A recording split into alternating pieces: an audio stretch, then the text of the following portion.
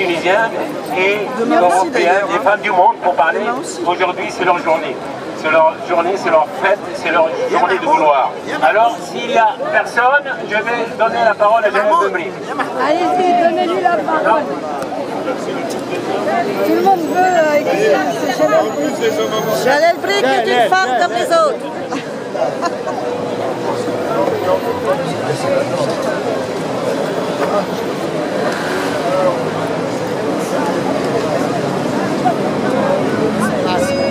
Alors, je vais me permettre d'avoir l'honneur de m'adresser à toutes ces personnes venues d'un petit peu de quelque part du monde et de la France. Je vois que, par hasard, il n'y a plus d'électricité pour que je puisse m'exprimer. J'ai accepté de me faire photographier sous cet insigne. Mais malheureusement, comme d'habitude, la raison fait peur. Et le sens du réel, du patriotisme révolutionnaire fait peur. Les mains qui tremblent, qui n'osent pas renverser la table quand on est face à des fascistes, réellement des fascistes, qui occupent notre pays sous influence arabo-musulmane, destructrice de nos origines, amazighes, phéniciennes, numides.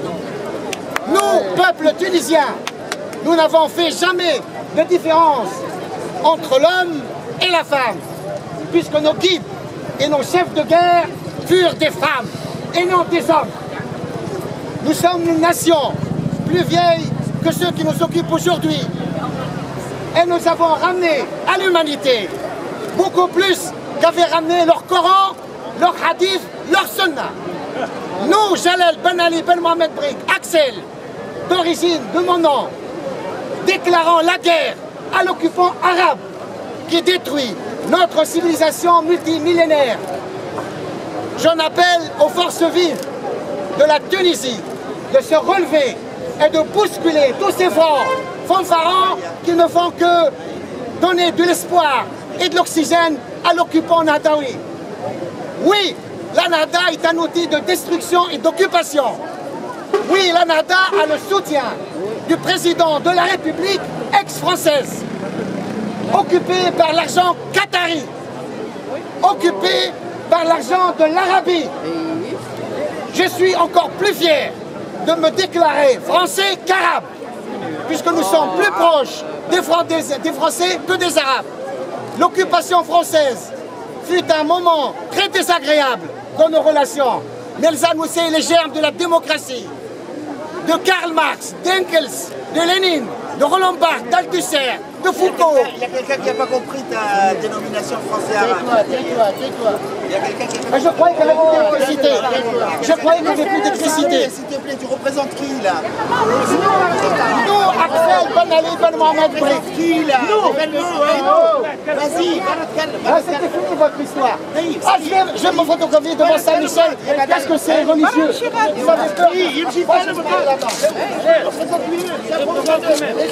Laissez-le parler. Laissez-le parler. Laissez-le parler. Vous allez beau, vous allez beau. Vous allez beau. On vous écoute. Face à Saint-Michel. On vous écoute.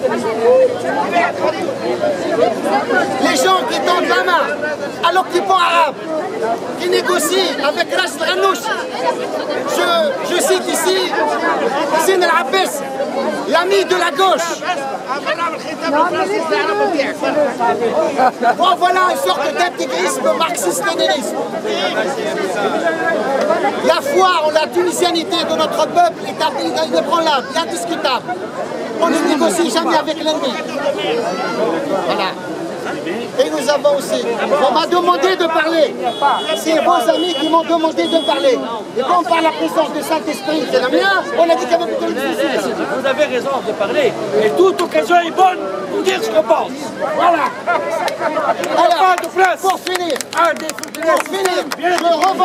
je revendique la judéo-chrétienté de notre Tunisie. Les chrétiens étaient là. On a donné des papes à l'humanité. On a donné des papes à ceux qui décident de nos sorts aujourd'hui. On a donné de grands penseurs. Et depuis l'invasion arabe, nous nous sommes tus.